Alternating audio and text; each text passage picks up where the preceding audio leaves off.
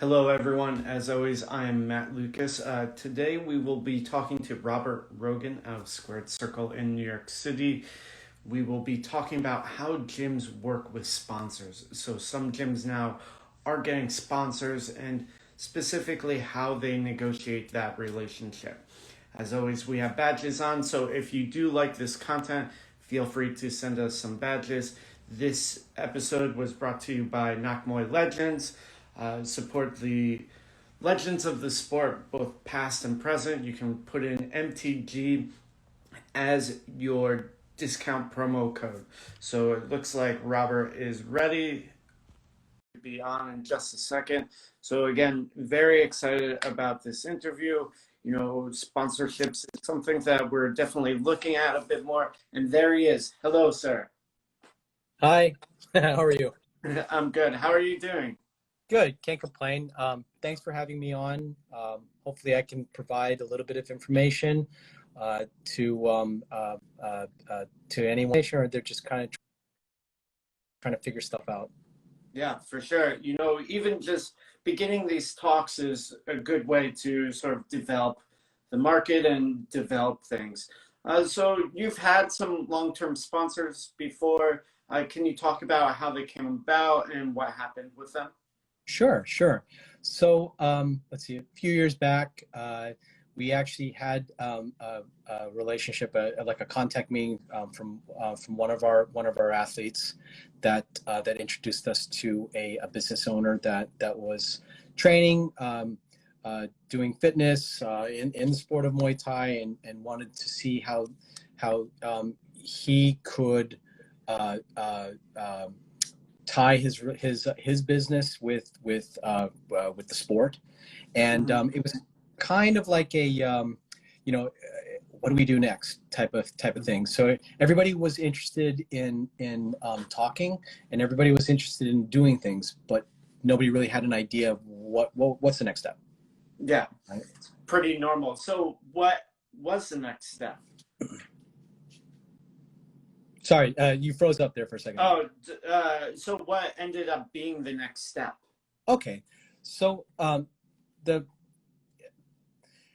I want to take a couple steps back. So the first thing that I think that everybody should know is it's really, no matter what you do, whatever your objective is if you want to monetize this, you want to build a brand relationship, you want to do advertisement, you want to do all these different things. The first thing that you have to always do is establish your relationship. That's the first absolute most important thing. And depending on how that relationship is established, this is how you would be able to proceed forward as far as like, what is everybody's objectives? What does the sponsor want out of the relationship? What do you want? I mean, do you want money? Do you want exposure? Do you want to tie brand awareness, recognition? Do you want to do some sort of relationship? It's all these different things, and it doesn't have to be all of it all together at once. It can be little pieces here and there. You could be that guy that just wants the money factor out of it, right? And there's nothing wrong with that. There's nothing wrong with that at all, but it in the beginning, what you really need to do is to just, everybody knows this, and yet not everybody does. You just have to establish a relationship. Now, once we did that, then we were able to sit comfortably and then discuss, okay, what is the sponsor's needs? What do they want in this? So it turns out that the sponsor, they are a health and wellness nutritional supplement provider, and works well with fitness, works well with martial arts, works well, all that stuff you can tie together. And they already have an exposure in a different market. So now the exposure is like, oh, in the fight game, in martial arts, in the martial arts community, where people, now you start to, you synergize together, and then it's like, okay, well, this is an untapped market for them. And it's definitely a market of people that are health conscious, nutrition conscious, healthy lifestyle tied with martial arts. So and right there was, okay, so their objective was to get exposure into this market.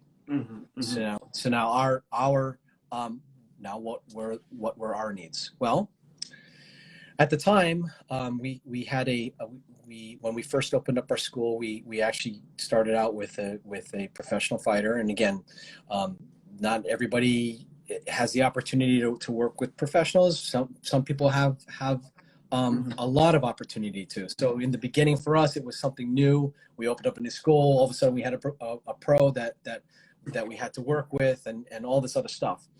So now our objective was to help monetize his career, right? To help get him more money, right? So that was part of the thing as well. So then, okay, so now we saw that, okay, well, you want exposure. For that exposure into this market, we would like to monetize that type of exposure. So then you start, you have that conversation about a structure, a plan, right? Again, in the beginning, we didn't have a plan. We just kind of like, all right, so can we sample some of the product? Can we, like have it as in part of the gym, so that our community of students would be able to, rally around it, taste test the product, and then hopefully, if it is good, then there will be genuine support, genuine interest. So again, there are those things as far as like trying to get the genuine support for that. And then once you have that, now you have people that will genuinely support, the product and rally around the brand, and then have that associated with your brand, right? So that was the first important thing, and then trying to figure out like, okay, product placement, right? Like okay, well, we want to do this. Let's do product placement. How do we move into that? Well, okay, so not many people know what product placement is. I mean, that's another thing, and that was something that we learned on the fly, still learning today. You as you see, when you do your walkout shirts, you have placement of your product, the sponsor that you walk out with. So now you have to devise a plan, like a structure of, okay, well, I'm working with this major sponsor, okay, so who's providing major support for our athlete and for our school and for his look. So they should have the lion's share of placement, right? So placement should be where? Well, you do the walkout shirts, should be right in the front of the, right on the chest, right? That's the main spot. That's your main sponsor. That's the main place where you want main, like, high visibility. Because why? When you're walking out you do your walkout, you have your music, you have your tunes, then you've got the cameras wherever it is. At the time, we had our pro, he was on Glory, and then in New York, and the cameras, that was like televised live, right? So on regular TV. So the camera's like right there, right on his face. It's not even about us, the gym. It's about him, and what is he wearing on the shirt? People see it right away. So that's so you have to have a structure for the product placement on the shirt. Then we started to think about other places on the shorts, front, back. Then we started to devise a structure, a hierarchy of, it wasn't just the main sponsor, but then there were other sponsors that, hey, you're on Glory, you have to, you should, hey, I want you to put my label on there. We'll pay X amount of money for you to have, just so that we have a tag, a patch on your shorts. And that's pretty much how you start working this through, right? That makes sense. Going back a little bit, at least with that initial sponsorship, you didn't go in with a plan, and you just sort of made sure that the product was organically good for, your clientele. Do you think that was a smart move? Do you think you would do that again? Go in, sort of test, and then build the plan? Or do you think with a future relationship you would have a plan first? Okay, so that's actually a very, very good question. It's a multi-tiered question. So now it all depends on the relationship. I keep going back to this, and it doesn't matter. I don't quite honestly, you meaning whoever's watching, or people that are, they already know how to structure a sponsorship relationship. They might be watching this, yeah, this guy doesn't know what he's talking about. Well, in the end, it's about the relationship that you cultivate with that sponsor, and from that relationship, it's also dependent on what is your objective. Is this a one-shot deal, where you just want to make some quick money for you or for your fighter or for both or whatever, and then that's it? There's nothing more that you want to get out of that. There's nothing more to gain. All right, well, you can do that. The longer term relationships, I like to think that and again, I'm not super huge into this in the sense that I know everything that's going on. I only know what worked for us. And we're small potatoes, but the thing is that the reason, when you're not a giant behemoth, and you've got like 2,000 students, 5,000 students, like 10 schools, you need to rely on your relationships. Have to, right?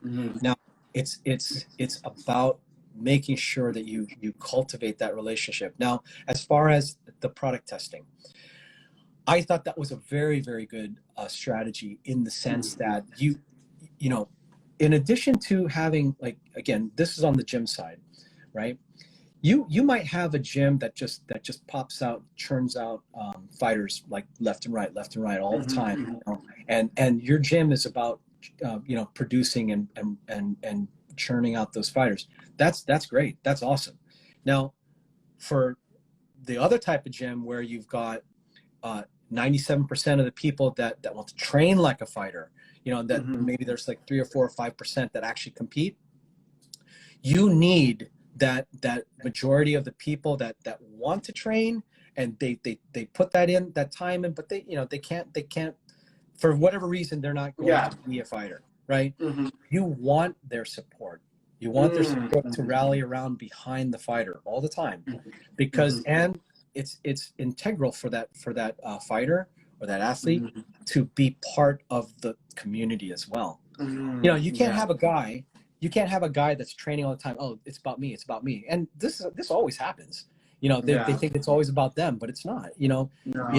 It's about the community of people that are in your gym, right? And you have to have them support. Now, having said all that, as long as the community is behind the fighter that's getting sponsored, right? You need to now introduce and integrate, what if this is going to be a big sponsor that you want to have, you have to integrate their support for that product, for your fighter.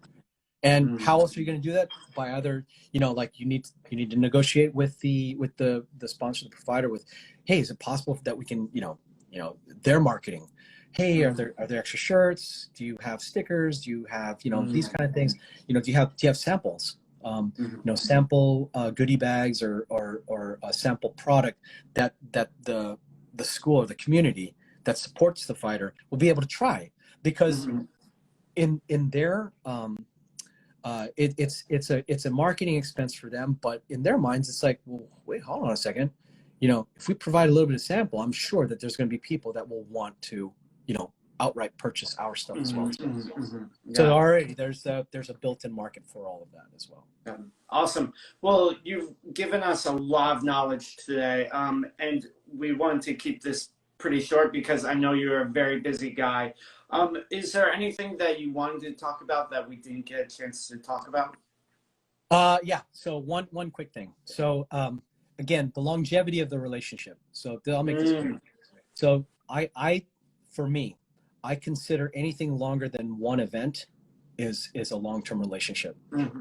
Consider it just that. Now, the other thing also is that just because maybe you have an agreement that's set up with the sponsor that they do X amount of shows, or they pay X amount of money for X amount of appearances, it shouldn't stop there. Like, especially if you have that relationship, you should continue that relationship even beyond the scope of the agreement. And the reason being is because even though if the agreement is from A to Z from this one point, you should always maintain that relationship and that contact, because again, if you truly and honestly believe in that, in the product and what the sponsor provides, then that will always still be like an integral part of your of that relationship that you have, that you built. So that's it. Yep. Well, that is a great ending point.